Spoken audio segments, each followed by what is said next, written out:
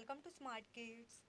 Subscribe my channel for more upcoming lesson videos. Hello dear student, we are going to learn General Science English in class 8. Our lesson number 11, Human Body and Organ System. So let's begin our lesson. तो बच्चों हम class 8 में general science English में बहुत ही अच्छे से lesson पढ़ने जा रहे हैं.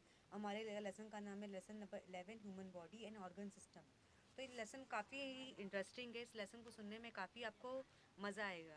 जैसे बच्चों आपकी जो ह्यूमन बॉडी हमारी जो ह्यूमन बॉडी है कि आपके टीचर भी एक ह्यूमन है.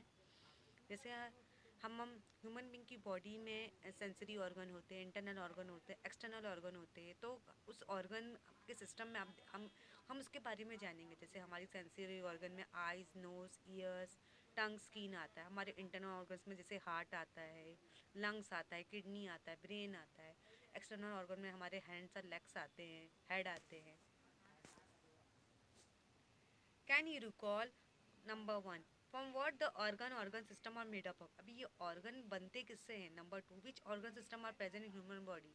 अभी हमारे बॉडी में जो ऑर्गन्स है जैसे आइज़ है, नोज़ है, ईयर्स है, टंग है, नेक है, हैंड्स है, लेग्स है, और जो इंटरनल ऑर्गन्स है जैसे हमारे जैसे हमारा हार्ट है और लंग्स है, हमारी किडनी है. तो ये ऑर्गन्स हमारे बनते कहते, हमारे ऑर्गन्स बनते कहते. In the last class we have studied some character of living organism. All the vital processes which are essential property of living organism are collectively called as life process. अभी यहाँ पे आपने देखा कि हमारे बोलते हैं ना, हमने बहुत सारे लिविंग ऑर्गेनिज्म के बारे में पढ़ा है, प्लांट्स के बारे में, animal, birds, insect, human being के बारे में पढ़ा है. लेकिन जो हमारा जो लाइफ का प्रोसेस है, जैसे हमारे इन्वायरमेंट में आपने प्लांट देखे होंगे, ट्रीज देखे होंगे, बर्ड्स देखे होंगे, insect, wild animal, domestic animal, हर तरह के एनिमल को आपने देखा होगा. Can you tell which process occur in our body during sound sleep. अभी यहाँ पे आप देख रहे हो कि आपका कौन सा प्रोसेस होता है. जैसे विच process occur in our body during sound sleep. जैसे आप किसी भी पोजीशन में सोते हैं, किसी भी पोजीशन में देते हो, देखो स्नोरिंग करते हो, आप खर्राटे लेते हो. नंबर 2 विच लाइफ प्रोसेस अगर कंटिन्यूसली इन अवर बॉडी, मतलब हमारी जब सोते रहते कौन सा ऑर्गन जो हमारा कंटिन्यूसली चलते रहता है.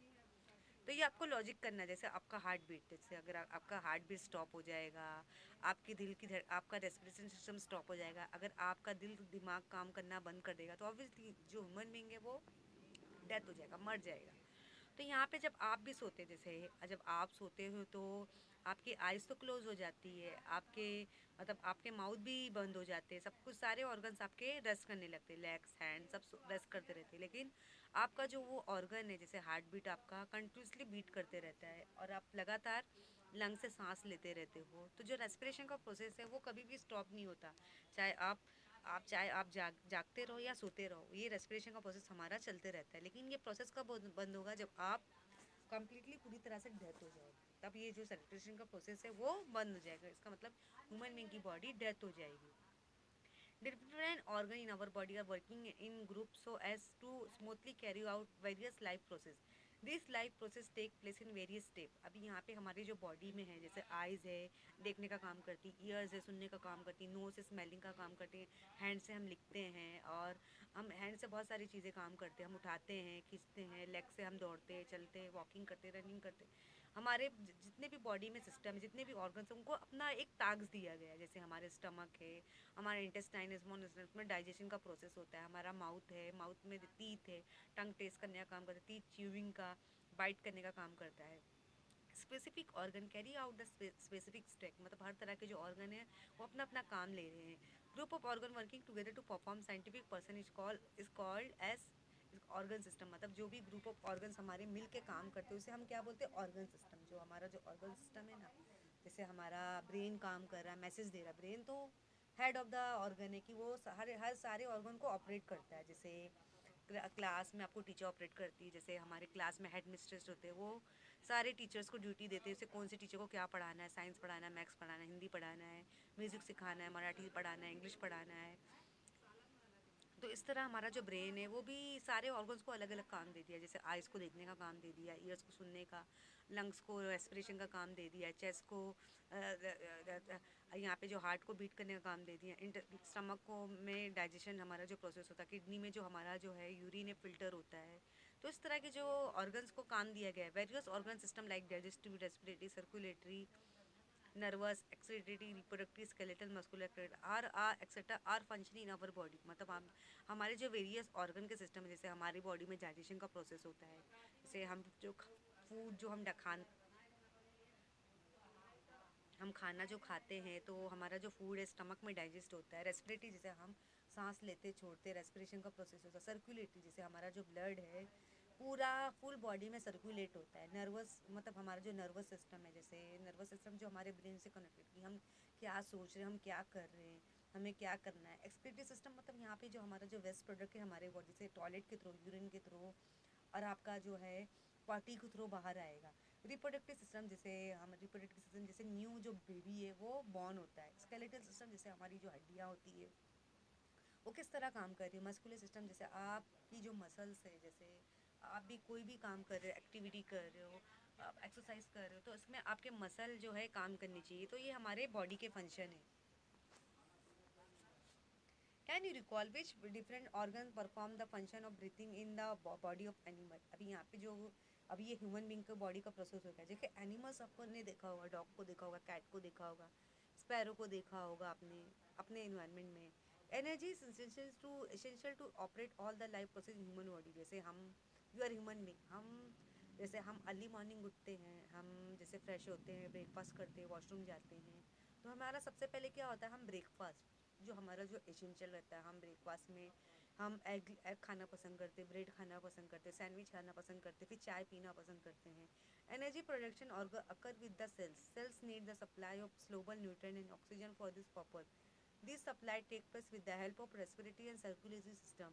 Respiration is carry out through the following three step. अभी यहाँ पे आप देख रहे हो जो एनर्जी हमारी बॉडी को ज़रूरत होती है, अगर हम ब्रेकफास्ट नहीं करेंगे, लंच नहीं लेंगे, हम डिनर नहीं करेंगे, तो हमारी जो एनर्जी है का लेवल है डाउन हो जाएगा। तो हम हमारे ऑर्गन्स कैसे काम करेंगे, इसलिए हमें हेल्दी ब्रेकफास्ट खाना चाहिए, हमें हेल्दी डाइट फॉलो करना चाहिए, हमें carbs, protein, vitamin, minerals, nutrition ज़्यादा हमारी डाइट में ऐड करना चाहिए, तो जिससे हमारे ऑर्गन्स को वो एक्टिव हो जाएंगे। जैसे रेस्पिरेशन का प्रोसेस होगा, सर्कुलेटरी होगा, जैसे हम ज़्यादा फ्रूट्स खाएंगे जिससे हमारा ब्लड ज़्यादा बनेगा। Respiration carry out the following three step. अभी रेस्पिरेशन किस तरह से होगा, किस तरह से हम सांस लेते हैं और छोड़ते हैं।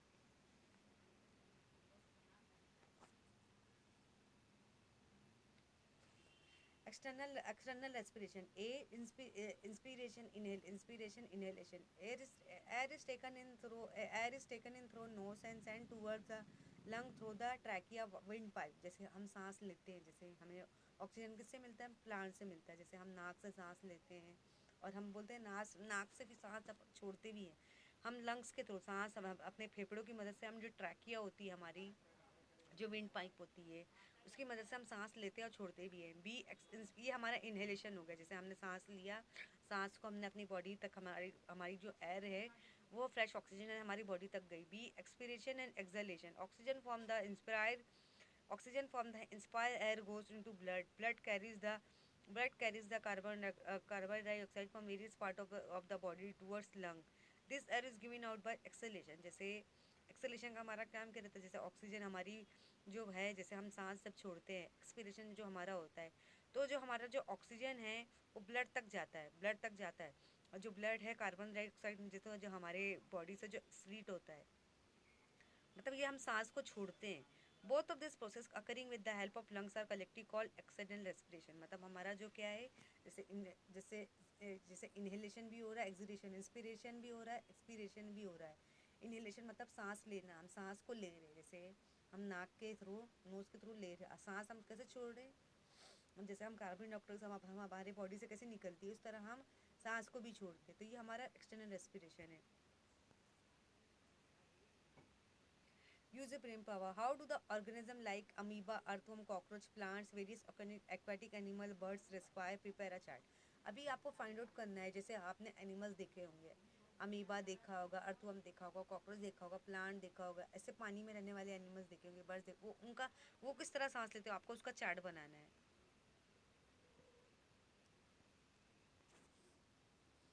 यहाँ पे नंबर 2 इंटरनल रेस्पिरेशन। अभी इंटरनल हम रेस्पिरेशन कैसे करते हैं, exchange of gases between cell and tissue fluid is called is internal respiration. Oxygen move from blood into tissue fluid and carbon dioxide move from tissue fluid into blood. अब यहाँ पे आप देख रहे हो जैसे जो गैसेस का एक्सचेंज होता है, जैसे ऑक्सीजन कार्बन डाइऑक्साइड के बीच में जो चेंजेस आते हैं, एक्सचेंजेस आते हैं, वो सेल और टिश्यू में से टिश्यू फ्लड से मिक्स होते हैं। जैसे हमारे इंटरनल रेस्पिरेशन होता है, जो ऑक्सीजन का मूवमेंट होता है ब्लड से लेके टिश्यू फ्लड तक, और कार्बन डाइऑक्साइड का जो मूवमेंट होता है, जैसे हम सांस ले रहे हैं, सांस छोड़ भी रहे हैं। Think about it. Along with the heart, sound and light are also produced during burning of fuel. Similarly, whether the sound and light are produced during oxidation of nutrition in soil. अभी यहाँ पे आप देख रहे हो, जैसे आपने देखा होगा, जैसे आपको हीट कहाँ से मिलती है, सन से मिलती है। अब देखो साउंड और लाइट भी आप जैसे प्रोड्यूस होते हैं, जैसे अगर आप किसी फ्यूल को बर्न करते हो तो देखो उसमें एक लाइट आपको देखने को मिलती है, जैसे एज अ फ्यूल। जैसे जैसे आप ऊँट को जला रहे हो, या कोई आप या तो काउ डंग को बर्न कर रहे हो, तो उसमें आपको देखो light. Whether the sound light are produce during oxidation of nutrition, मतलब उसमें साउंड ज़रूर प्रोड्यूस होगी, हीट तो मिलेगा, साउंड भी मिलेगी। Number 3, cellular respiration. Dissolved nutrients like glucose are slowly burnt oxide with the help of oxygen. Energy is released in the form of ATP, adenosine triphosphate. Waste material like carbon dioxide, water vapor are produced during the process. Cellular respiration can be summarized as follow. अभी आप देख low waist material क्या होगा, जैसे urine हो गया, आप potty करते हो, आप कार्बन डाइऑक्साइड, आपके जो बॉडी से बैड एयर निकलती है, जो सीयू जिसको हम कार्बन डाइऑक्साइड बोलते हैं, जैसे फाट हमारी बॉडी में जैसे हमारी फाट निकलती है ना, तो यहाँ पे जो ग्लूकोज है ऑक्सीजन से मिल रहा है, और कार्बन डाइऑक्साइड वाटर से मिल रहा है, तो एक एनर्जी रिलीज हो रही है जिसको हम एटीपी बोलते हैं, 38 ATP, adenosine triphosphate. Can you tell which organ are present in the respiratory system. अभी यहाँ पे हमारे रेस्पिरेटरी सिस्टम में कौन कौन से ऑर्गन्स हैं, जैसे आपने देखा होगा लंग्स जो है, लंग्स जो है रेस्पिरेटरी सिस्टम में आएंगे, जैसे लंग्स की मदद से हम सांस लेते हैं। One should not talk while eating, why is it, मतलब हमें बात करते समय हमें क्यों नहीं करनी चाहिए, क्योंकि अगर आप खा रहे हो तो देखो आपका जो फूड है वो ट्रैकिया में फंस सकता है, वो आपके मतलब यहाँ पे आपके ट्रैकिया में, आपके गले में फंस सकता है, जिससे आपका खाना अटक जाएगा। इसीलिए हमें we should not talk while eating, खाते समय हमें बात नहीं करना चाहिए। अभी यहाँ पे आप देख रहे हो रेस्पिरेटरी सिस्टम आपको नज़र आ रहा है कि आपका सारे लंग्स का कैसे काम हो रहा है।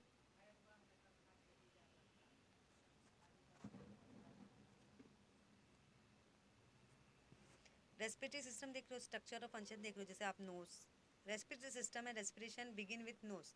अभी यहाँ पे जो हमारा रेस्पिरेटरी सिस्टम का जैसे हम सांस लेते हैं वो किसकी मदद से लेते हैं, नोज की मदद से लेते हैं। Air is filter with the help of hair and mucus present in the nose. मतलब एयर इज फिल्टर, मतलब जो एयर है वो मतलब जो है किसकी मदद से, हेयर के म्यूकस कैसे फिल्टर हो जाता है, वो भी किसकी मदद से, हेयर। हमारे जो नोज के अंदर जो हेयर रहती है और म्यूकस जो प्रेजेंट होते हैं, यहाँ पे आप देख रहे हो किस तरह हम सांस ले रहे हैं। हमारी नेसल एक्टिविटी, हमारा ट्रैकिया, हमारा लंग्स, हमारा फेरिंस, लैरिंस, ब्रोंचियल्स, एल्वियोली एंड डायफ्रागम। ये लंग्स जो है हमारे सांस लेने छोड़ने का काम करती है, हम लंग की मदद से सांस लेते भी है, छोड़ते भी है। तो देखो आपने सोचते हुए देखा होगा कि आपके जो लंग्स हैं वो इनहेल एक्सेल करते रहते हैं, सांस आपने देखा होगा इन आउट करते रहते, कभी ऊपर जाते कभी अंदर जाते हैं। फेरिंस, food pipe and windpipe originate in the pharynx. Windpipe is present in the front of the food pipe. There is a lid at the beginning of the windpipe. This lid is close the windpipe during passing of food into food pipe and thereby normally prevent the entry of food particle into windpipe. Otherwise, windpipe remain open. Hence, air passes through pharynx into windpipe. अभी आप देख रहे हो जब fresh oxygen लेते हो, आप जब हवा आपके बॉडी में जाती है, आप नोज़ के थ्रू जाती है, तो सबसे पहले विंड पाइप में जाती है, फिर फेरेंस से लैरिंग्स में जाती है, ब्रोंचियली से फिर आपके लंग्स में जाती है, जिस तरह आप सांस लेते भी हो और छोड़ते भी हो।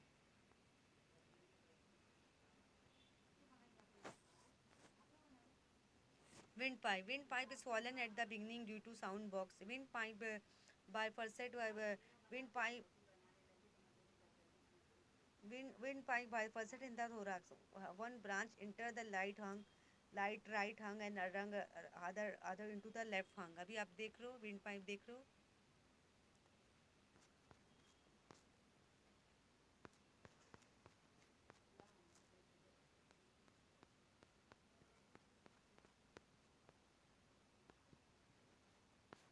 आपकी विंड पाइप की मदद से आपकी जो सांस आप हवा जो आपके बॉडी में जाती है।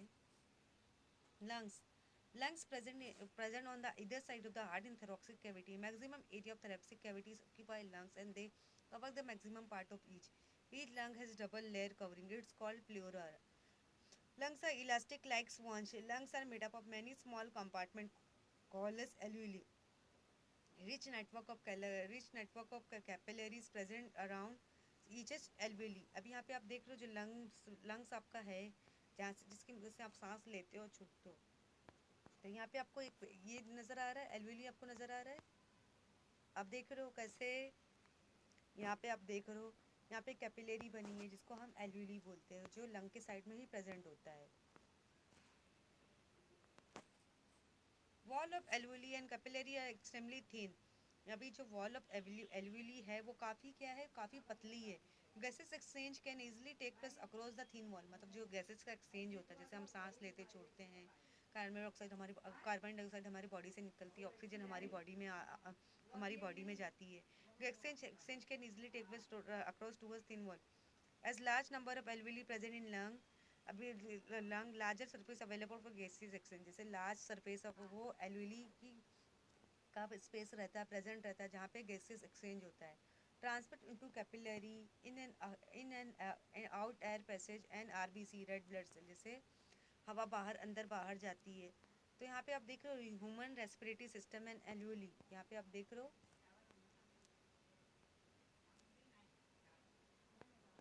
जैसे यहाँ पे ट्रांसपोर्ट कैपिलरी का ट्रांसपोर्ट हो रहा है, एल्वेली देख रहे हो, हवा अंदर बाहर जा रही है। यहाँ पे रेड ब्लड सेल देख रहे हो।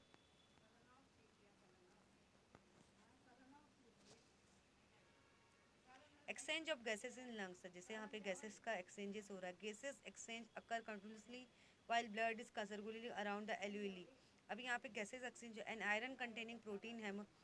gases exchange occur continuously while blood is circulating around the alveoli. An iron containing protein hemoglobin is present in RBC of blood.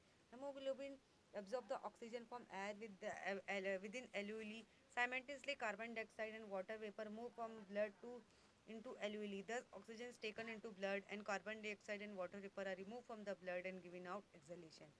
जैसे यहाँ पे देख रहे हो गैसेस का एक्सचेंज हो रहा है। जैसे आप देख रहे हो कि हम जो हेमोग्लोबिन है, हेमोग्लोबिन का जो प्रोटीन हेमोग्लोबिन का प्रोसेस हमारे जो होता है हमारे आरबीसी सिस्टम में होता है, रेड ब्लड सेल में होता है। तो यहाँ पे जो हेमोग्लोबिन है वो ऑक्सीजन को क्या कर रहा है, ऑक्सीजन को अच्छी तरह से एब्जॉर्ब कर ले रहा है, वो भी किसके अंदर, एल्वेली में कर ले रहा है। और जो कार्बन डाइऑक्साइड है, जो वाटर वेपर है, वो कहाँ पे मूव हो रहा है, ब्लड से एल्वेली में हो रहा है। लेकिन जो ऑक्सीजन का प्रोसेस हमारे ब्लड में होता है, कार्बन डाइऑक्साइड में होता है, और जिससे वाटर वेपर हमारे ब्लड से निकल जाता है। तो इस प्रोसेस को हम क्या बोलेंगे, एक्सहेलेशन बोलते हैं। क्योंकि हमें हमें हमारी बॉडी से हमें क्या निकालना है, जो वेस्ट प्रोडक्ट है, जैसे यूरिन है, और जैसे हम टॉयलेट करते हैं, पॉटी करते हैं, कार्बन डाइऑक्साइड बैड है हम पास करते हैं, वो हमें निकालना है। Number 5 diaphragm. अभी डायफ्रागम का फंक्शन क्या होता है, a muscular partition is present at the base of thoracic cage। thoracic cage आपने देखा है, this partition is called a diaphragm. Is present the thoracic cavity abdomen thoracic cavity, जैसे आपके गले के साइड जो हो, जहाँ पे आप खाना, जहाँ से आप पानी पीते हो, खाना जो आपका जो फूड है वो स्टमक में जाता है, वो प्रोसेस। एब्डोमिनल कैविटी जो आपके इंटेस्टाइन में जाता है। simultaneously of breaths and lowering of diaphragm causes the decrease in pressure on lungs. Due to this, air moving to the lung through nose, when breath return to their original position, diaphragm rises up. Pressure on the lung increases. Due to this, air move out from a through nose. Continuously upward downward movement of diaphragm is necessary to bring about the breathing. अभी यहाँ पे आप देख रहे हो, जैसे diaphragm में है, जैसे आपका जो है, जिसमें जहाँ से आप सांस ले रहे हो, जहाँ से आपकी एयर यहाँ पे तक जा रही है, यहाँ पे जमा हो रही है, लेकिन आपको सांस छोड़ना भी है, तो आप नोज की लंग की मदद से सांस ले भी रहे हो, छोड़ भी रहे हो। लेकिन सबसे पहले जो आपकी सांस है वो नोज के थ्रू जाती है। Observe and discuss. लेकिन देखो बहुत से लोगों को तकलीफ होती है, जब उन्हें कफ एंड कोल्ड होता है तो उन्हें नाक से सांस लेने में तकलीफ होती है, तो मुंह से सांस लेते हैं। Observe the moment in the region below the thoracic cage occurring during the breathing discussing in the class। जैसे आप सांस लेते हो तो आपका जो रिब केज है, आपका रिब केज आपको नज़र आ रहा है, ब्रीथिंग मोमेंट कैसे हो रहा है। जैसे आप सांस आपकी बॉडी में जा रही है, तो आपका जो रिब केज है जैसे आपका जो यहाँ पे लंग्स आपका प्रेजेंट है, जैसे यहाँ पे आपको रिब केज आपको नज़र आ रहा है, वो भी सिस्टम हिलने लगता है। Can you recall what is mean by blood circulation? अभी ब्लड सर्कुलेशन क्या है? जैसे ब्लड, जैसे आपकी बॉडी में जो बॉडी के अंदर जो खून बनता है, अंदर जो खून बनता है तो किस तरह सर्कुलेट होता है? जैसे वो हार्ट या लंग्स की पंपिंग से वो सर्कुलेट होता है। Which organ are present in blood circulation system? जैसे जो हार्ट है, लंग्स है, वो पंपिंग में हेल्प करते हैं, ब्लड सर्कुलेशन में हेल्प करते हैं, हार्ट और लंग्स। अब यहाँ पे ब्लड सर्कुलेटरी सिस्टम नजर आ रहा है। Circulatory system perform the function of transport of various substance like water, hormones, oxygen, global nutrient, waste material through different organ and independent system for blood circulation is present in human and higher animal. Its consist of heart and blood vessel and capillaries. जैसे आपकी जो body में जो blood circulate होता है, जैसे वो heart जो पंपिंग में हेल्प करता है, जैसे आपका जो ब्लड वेसल रहता है, कैपिलरी रहता है। अभी यहाँ पे आपको हार्ट नज़र आ रहा है। Structure of heart and blood circulation, आपको हार्ट का स्ट्रक्चर नज़र आ रहा है।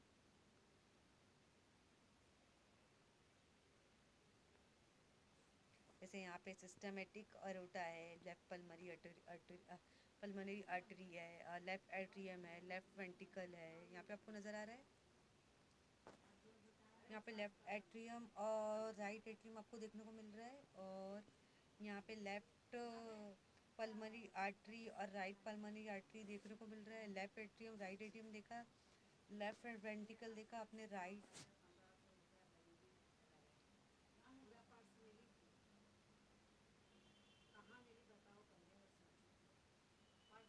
लेफ्ट वेंटिकल देखा आपने,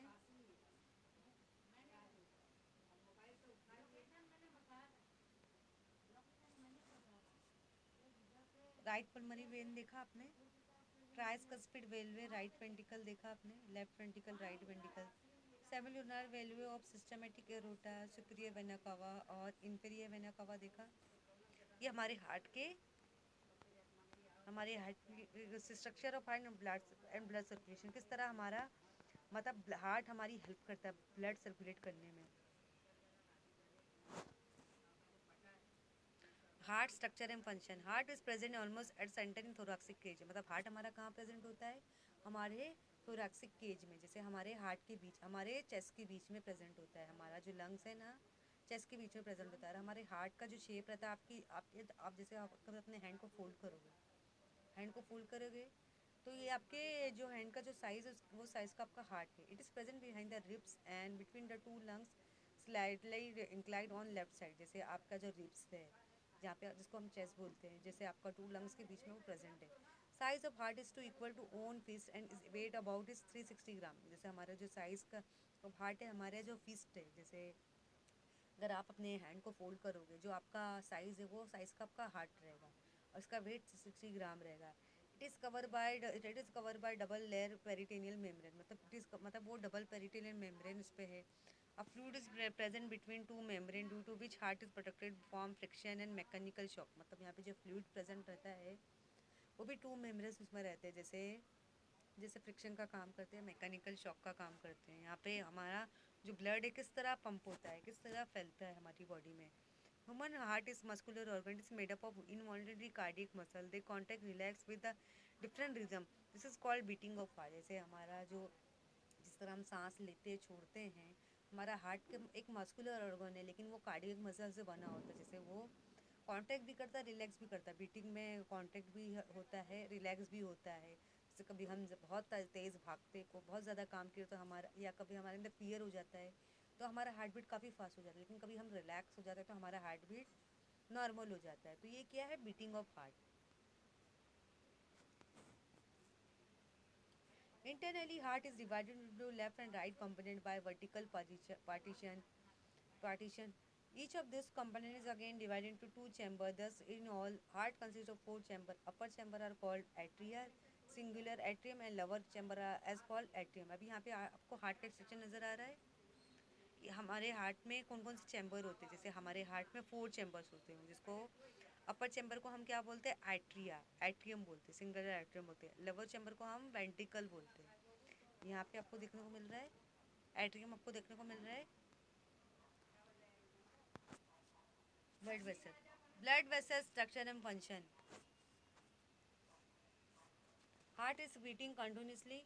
Due to this, blood continuously circulate through blood vessel. There are two main type of blood vessel. जैसे हमारा हार्ट जो है लगातार बीट होते रहता है, हमारा ब्लड सर्कुलेशन भी होते रहता है, वो भी ब्लड से। लेकिन हमारे दो टाइप के ब्लड वेसल होते हैं, जैसे आर्टरीज होते हैं और वेंस होते हैं। Blood arteries, blood vessel which carry the blood away from the heart is called artery, except the one carrying blood towards lung. All carry oxygen and blood. They are deeply located in the blood and their walls are thick.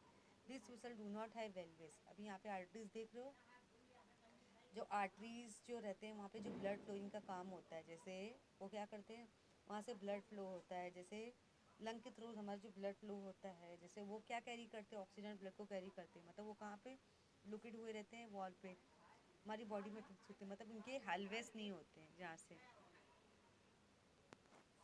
Veins, well vessels carrying the blood towards the heart from various part of the body call vein, मतलब जो vessel है वो blood को कहीं किसी ना body किसी part से वो ब्लड को कैरी कर रहे हैं, जिसको हम वेन बोलते हैं। All vein except the one carrying blood from lung transport the oxygen in blood. Most of the veins are superficially located in the body. Their walls are thin and these are provided with the valves. अभी यहाँ पे जो हमारी जो veins में जो हमारा जो डी ऑक्सीजन जो मतलब जिस जो ब्लड में ऑक्सीजन नहीं रहता है, वो ब्लड को कैरी करते हैं। यहाँ पे आप देख लो structure of artery and vein, किस तरह वो ब्लड को सप्लाई करते हैं हमारी बॉडी में, किस तरह सर्कुलेटिंग का सिस्टम होता है। जैसे वैन देख लो, आर्टरी देख लो, कैपिलरी देख लो, वेले इंटिमा देख रहे हो, मसल देख रहे हो, कनेक्टिव टिश्यू देख रहे हो, तो इस तरह का काम होता है। In history, 1628, William Harvey described the mechanism of circulation in the body. He proposed a theory that our heart is muscular pump by which blood is circulated in the body. Which blood is circulated. He discovered the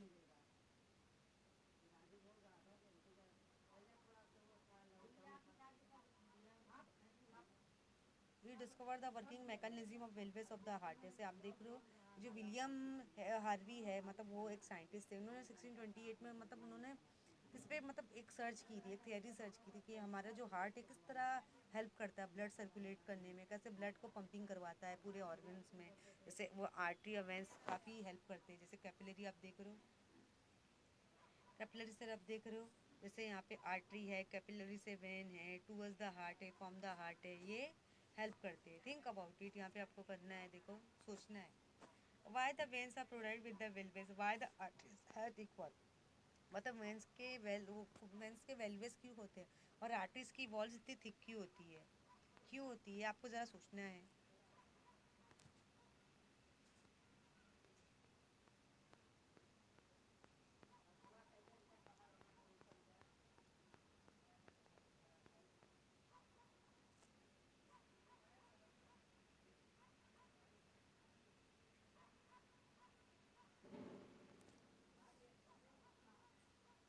Capillaries and arteries gradually branch out with decrease in their diameter as they spread in the body. Finally, form the fine hair vessel-like capillary. Wall of capillary extremely thin and made up of single layer of cell.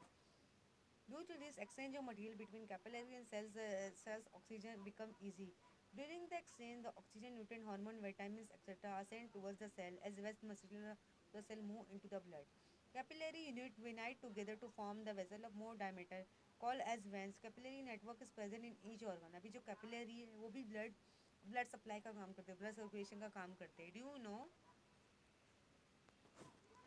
In case of healthy person, there are 72 beat of heartbeat per minute.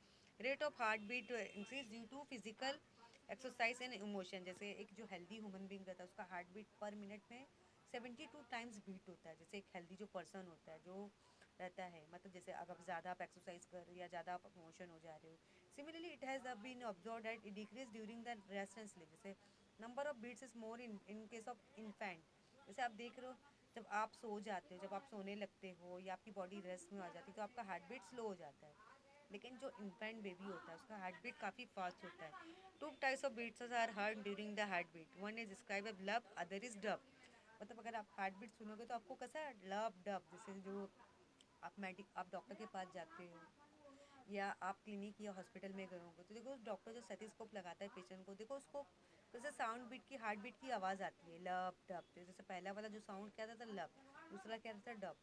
Heart pump about 75 ml of 75 of 5 ml of blood during each heartbeat. जैसे जैसे हमारा heart beat होता है तो हमारा कितना blood pump out होता है, जैसे हमारा जो खून है हर तरफ फैलना चाहिए ना, वो तो अगर खून हमारा हर तरफ फैलेगा नहीं तो हमारी बॉडी तो पाउस हो जाएगी, स्टॉप हो जाएगी, काम करना बंद कर देगी। तो हमारी बॉडी में खून का ब्लड का पंपिंग होना भी ज़रूरी है ना।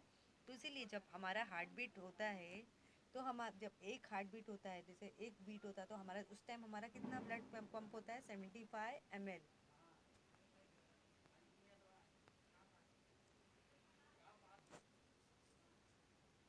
Blood circulation through heart and functioning of heart. अभी हमारा जो ब्लड सर्कुलेशन होता है वो हार्ट और हार्ट के बीच में होता है, फंक्शनिंग हार्ट के बीच में होता है। Process of pumping the blood towards various part of the body and bringing it back towards the heart is called blood circulation. जैसे जो ब्लड प्रोसेस होता है हमारी सारी बॉडी में तक हमारा खून पहुंचता है।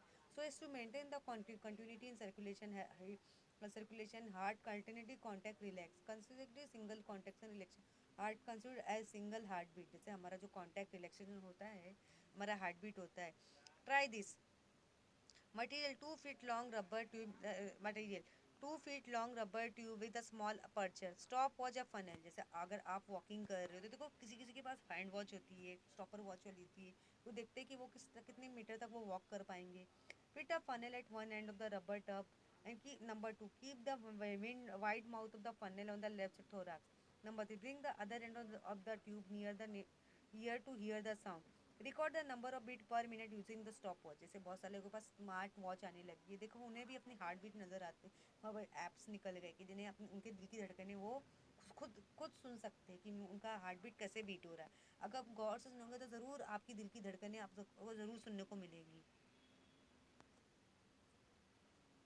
Think about it pulse find correlation between heart beat and pulse felt at wrist. अभी से हार्ट का can you tell we can feel the pulse behind the ears and near the feel of foot and how this pulse occur. Number 2 word flow out when we have injury. जैसे अगर आप किसी का accident होता है या bleeding जब खून निकलता है तो उसे किस तरह से खून हमारा फैलता है। ब्लड जैसे हमारा खून blood is red in colour fluid material this is fluid connective tissue the oxygen blood is deep red colour salty in taste is pH is 7.4 blood is compose of mainly two component. जैसे हमारा जो blood है, जैसे अगर आपका incident होता है या कट होता है तो आपका ब्लड रेड कलर का होता है, वो मतलब वो कनेक्टिव टिश्यू है, फ्लूइड कनेक्टिव टिश्यू है, मतलब उसमें ऑक्सीजन ब्लड ज़्यादा प्रेजेंट है। और उसका जो सॉल्टी टेस्ट है, अगर आप खून को टेस्ट करोगे तो वो नमकीन रहेगा। उसका पीएच का क्या क्या रेट है, 7.4। मतलब उसे हमने दो पार्ट में डिवाइड किया है, जैसे प्लाज्मा ब्लड और ब्लड सेल। जैसे प्लाज्मा ब्लड आप देख रहे हो, अब plasma is a pale yellow clear slightly alkaline fluid it contain 9 to 92% of water 6 to 8% protein 1 2% inorganic cell and other component। जैसे प्लाज्मा ये का येलो कलर है, उसके अंदर 92% वाटर है, 6 to 8% प्रोटीन है, 1 2% इनऑर्गेनिक और अदर कंपोनेंट है। और यहाँ पे आप देखोगे B aluminium distribute the water all over the body. Now C globulin protection D fibrinogen and prothrombin help in blood clotting process inorganic iron calcium sodium potassium control the function of muscle and nerve। अभी जैसे plasma yellow colour का है, उसमें protein 6 to 8% है, aluminium जो है albumin है जो डिस्ट्रीब्यूट करता है वाटर को हर तरफ, और ग्लोबिन में जो प्रोटेक्शन का काम करता है, फाइब्रोजिन प्रोथ्रोम्बिन है जो ब्लड क्लोटिंग प्रोसेस में हेल्प करते हैं, इनऑर्गेनिक जो है कैल्शियम पोटाशियम जो है मसल और नर्व में हेल्प करते हैं। अभी यहाँ पे अब रेड ब्लड सेल की बात की जाए, रेड ब्लड सेल क्या है, small and circular elongate cell these cell appear red due to hemoglobin oxygen dissolved in blood due to hemoglobin 50-60 lakh rbcs are present in each cubic millimeter of blood। rbc are produced in red bone marrow live for about 100 to 177 days। अभी यहाँ पे आप देख रहे हो जो हमारा जो ब्लड है वो कैसा है, रेड ब्लड सेल कर्पस्कुल कैसा है, वो रेड कलर का होता है और वो उसके अंदर ऑक्सीजन अच्छी तरह से डिसॉल्व हो जाता है। और 50-60 लाख जो आरबीसी हमारे 1 क्यूबिक मिलीमीटर में प्रेजेंट होते हैं, मतलब जो हमारे रेड बोन बेरो में मतलब कितने 100 to 127 डेज तक जिंदा रहते हैं। अभी यहाँ पे वाइट ब्लड सेल देखेंगे, हमारे वाइट खून भी हमारे ब्लड में होता है। जैसे these are large nucleated colourless cell 5,000 to 10,000 RWCBC are present per millimeter cubic of blood. Five types of WBC are present: basophil, eosinophil, neutrophil, monocyte, lymphocyte. WBC are produced in red bone marrow. WBC act soldier in our body. जैसे WBC जो है वो काफ़ी मतलब उसमें जैसे हमारी body में लार्ज क्वांटिटी कलरलेस रहते हैं लेकिन लार्ज रहते हैं, लेकिन 5 to 5,000 तक क्वांटिटी 10,000 तक की उनकी क्वांटिटी रहती है WBC की। 5 टाइप्स के WBC हमारे ब्लड में प्रेजेंट रहते हैं। जैसे इसको हम बेसोफिल बोलते हैं, इसिनोफिल और न्यूट्रोफिल, मोनोसाइट, लिम्फोसाइट। और ये WBC जैसे रेड बर्न मेरो का काम करते हैं, जैसे एज अ सोल्जर वो एक्ट करते हैं। इसका फंक्शन क्या है? This cell attack the pathogen entering our body, they protect us from microbial disease. मतलब कैसे जैसे पैथोजन इंटर होने को नहीं देते हैं और वो माइक्रोबियल डिजीज को नहीं होने देते हैं। जैसे हम देखेंगे platelet, there these are extremely small and disc shape, मतलब कैसे हैं, छोटे रहते हैं, काफ़ी डिस्क रहते हैं। 2.5 और 4 लाख प्लेटलेट आर प्रेजेंट पर millimetre of blood. Function plated participate in blood clotting process. वैसे हमारे WBC का काम क्या रहता है? कोई भी पैथोजन माइक्रो ऑर्गेनिज्म को आने नहीं देते हैं। जैसे प्लेटलेट का काम क्या होता है? वो स्मॉल डिक शेप में रहते हैं, छोटे रहते हैं, लेकिन हमारे प्लेटलेट हमारे ब्लड में 2.25 to 4 लाख तक हमारे ब्लड में प्रेजेंट होना चाहिए। उनका फंक्शन क्या रहता है? ये ब्लड क्लोटिंग में पार्टिसिपेट करती है। मतलब जो ब्लड क्लोटिंग जो रहता है, जैसे जो हमारे हैवी हैवी जो ब्लड रहते हैं उसको हम उसको हम प्लेटलेट बोलेंगे।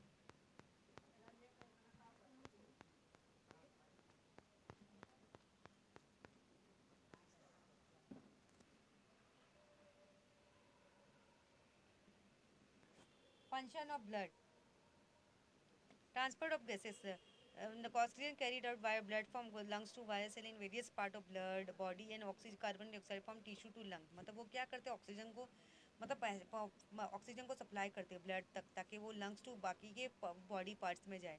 Number 2, transport of nutrient, simple nutrient like glucose, amino acid, fatty acid are taken up the blood from wall of alimentary canal, transport up to each cell in the body। जैसे जो glucose है, amino acid, fatty acid है, हमारे blood से alimentary canal तक जाता है, बाकी के सेल तक जाता है।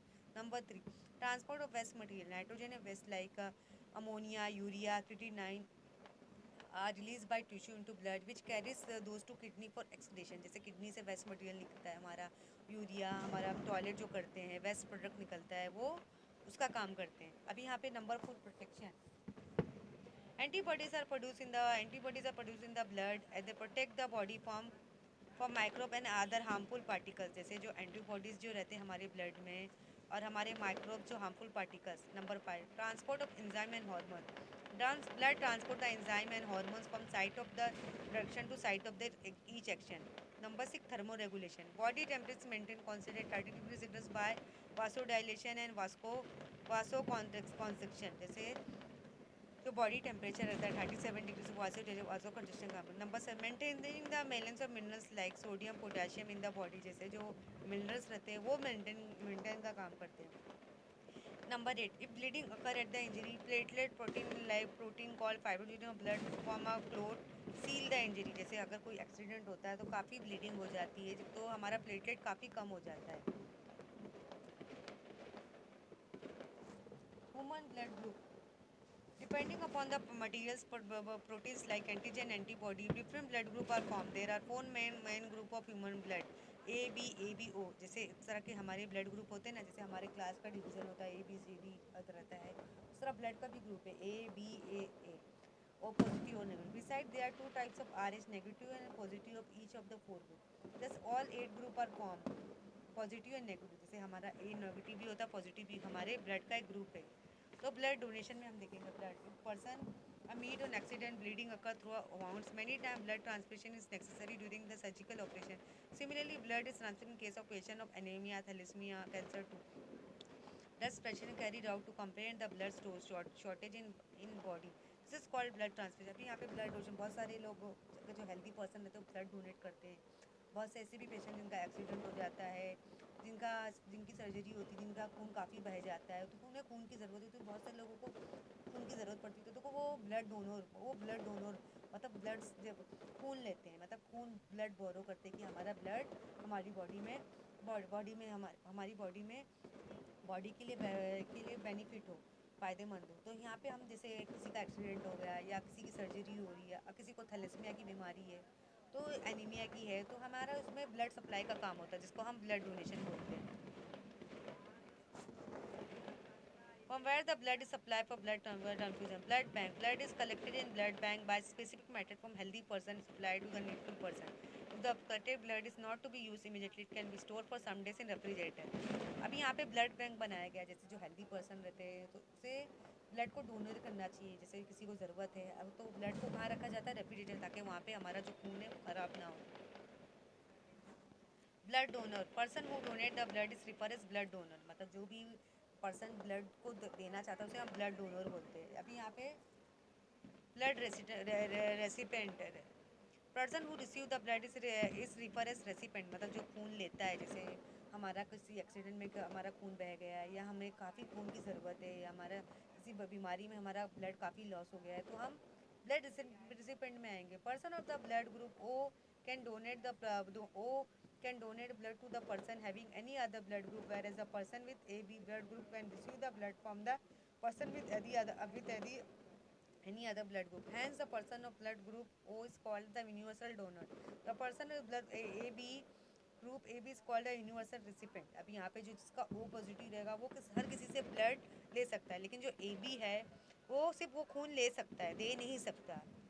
तो यहाँ पे आप देख रहे हो, जैसे यहाँ पे ओ पॉजिटिव वाला ब्लड है वो यूनिवर्सल डोनर है, मतलब वो खून दे सकता है, पर मतलब खून दे भी सकता है, ले भी सकता है। लेकिन जो ए बी है वो क्या यूनिवर्सल है, वो मतलब वो खून सिर्फ ले सकता है लेकिन दे नहीं सकता।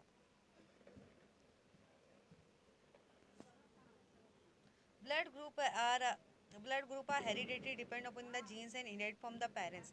Blood transplants will perform only after the blood group matching. अभी यहाँ पे आप देख रहे हो जो ब्लड ग्रुप है जो वो हेरिडेटरी से होता है, जैसे हमारे बाप दादा, हमारी जो जनरेशन है, हमारे जीन से भी हमारे माँ बाप पे भी जाता है। ब्लड ट्रांसफ्यूजन कैसे होता है, हमारे जैसे ब्लड मैचिंग भी होना चाहिए। It is done with without matching it may prove fatal for the patient. Person who donate the blood may be recipient in future. Blood donation without any expectation always life saving. Blood is required in various situations like accident, bleeding, partition, surgical operation, etc. Blood is donated by healthy person is used to save life of the needful person. Hence blood donation is considered as the best donation. अभी यहाँ पे जैसे जो हमारा जो blood है जो heredity तक जाता है, हमारे खानदान हमारी जनरेशन तक जाता है, लेकिन हमें हमें ब्लड की ज़रूरत कब पड़ती है, जैसे हमारा किसी एक्सीडेंट हो गया या हमारा काफ़ी ब्लीडिंग हो गई है, काफ़ी पार्टीशन हो गया, काफ़ी सर्जिकल के टाइम पे, लेकिन हमें ब्लड रिसिपेंट नहीं बनना है, हमें ब्लड डोनर बनना है कि हमें किसी की लाइफ को बचाना है, तो हमें इसके किसी की जान बच सकती है।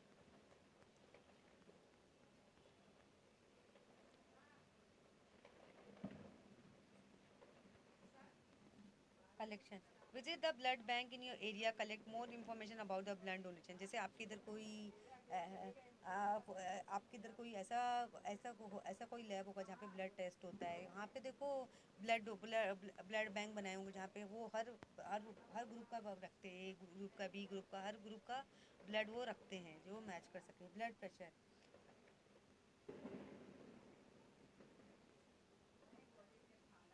blood is continuously kept flowing through blood vessel due to contraction and relaxation of heart. Due to contraction of heart, pressure is exerted on the wall of arteries and it is called as blood pressure. Proper blood pressure is necessary to supply the blood in all parts of the body. Pressure recorded during the contraction of heart is called as systolic pressure, and the one recorded during exertion is called diastolic pressure. Blood pressure of the healthy person is about 120 by 80 millimeter to 139 by 89 meter of haemoglobin. It is measure with the help of sphygmomanometer. जैसे आपका blood pressure, जैसे कभी कभी आपका blood pressure काफ़ी लो हो जाता है, तो देखो उस टाइम को देखो डॉक्टर आपको मेडिसिन देता है कि आपका ब्लड प्रेशर कंट्रोल में रहे। तो देखो जब आपका हार्ट जो ब्लड जैसे आपका हार्ट कॉन्टैक्ट करता है उसको हम साइस्टोलिक प्रेशर, लेकिन आपका हार्ट जो आपका हार्ट रिलैक्स करता है उसको हम डायस्टोलिक प्रेशर होता है। जैसे जैसे कि हम काफ़ी टेंशन हो जाते हैं, काफ़ी नर्वस हो जाते हैं, तो उस टाइम हमारा काफ़ी बीपी हाई हो जाता है। तो आपको स्पाइगोमीटर से हमारा ब्लड प्रेशर चेक किया जाता है। देखो स्पाइगोमीटर नज़र आ रहा है, hypertension, higher blood pressure than the normal river is hypertension. In artery of the person with hypertension, necessary tension develop. Heart need to perform more function than the normal condition. Case of hypertension, both systolic diastolic pressure are higher in hypertension और hypertension। जैसे हम काफ़ी nervous हो जाते हैं या कोई bad news सुन लेते हैं या हम किसी भी प्रेशर को हम झेल नहीं पाते, तो हमें हाई ब्लड प्रेशर हो जाता है, जिसमें साइस्टोलिक डायस्टोलिक दोनों प्रेशर काम करते हैं।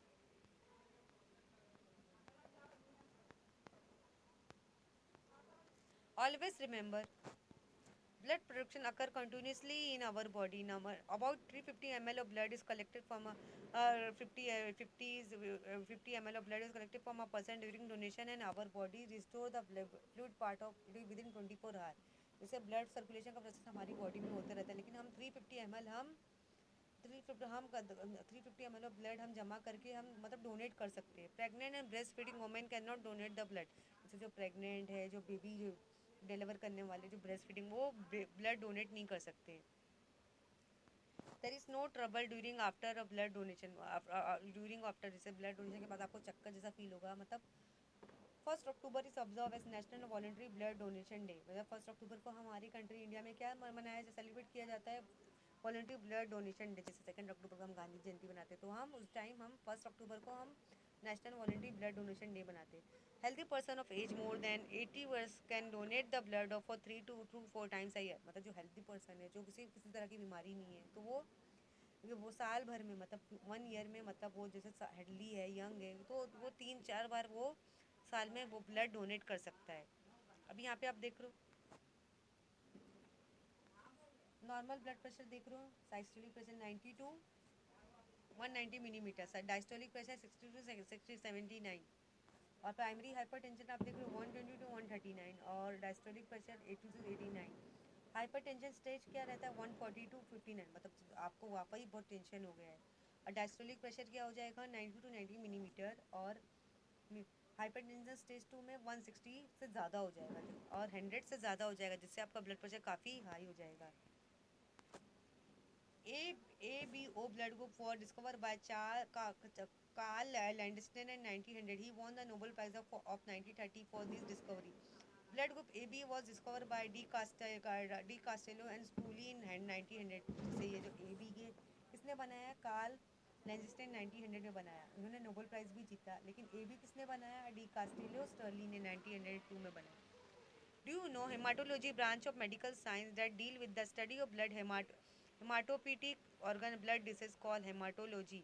Research the diagnosis and revenue of blood disease is performed in this branch। जैसे hematology जिसमें हम ब्लड की स्टडी करते हैं कि हम जो ब्लड की रिलेटेड जो बीमारी हो उसका हम डायग्नोस रेमेडीज हम निकाल सके।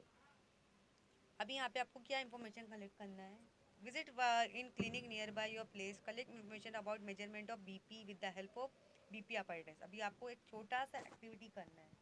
आपके एरिया में जो भी डिस्पेंसरी क्लिनिक होगा, हॉस्पिटल होगा, तो देखो आप नॉर्मल क्लिनिक में भी जा सकते हो, जो नॉर्मल डॉक्टर बैठते हैं आयुर्वेदिक के, होम्योपैथिक के, उनसे आपको आपका ब्लड प्रेशर नापना है, मेजर करना है, वो भी किससे, स्पाइगोमेनोमीटर से, अपैरेटस से, कि आपको देखना है कि आपका ब्लड प्रेशर मतलब लो है कि हाई है कि मीडियम है। तो ये एक्टिविटी आपको करनी है। तो आई होप आज का जो लेसन था काफ़ी हमारा बड़ा था, इंटरेस्टिंग था, आपको सुनने में समझने में काफ़ी मज़ा आया होगा।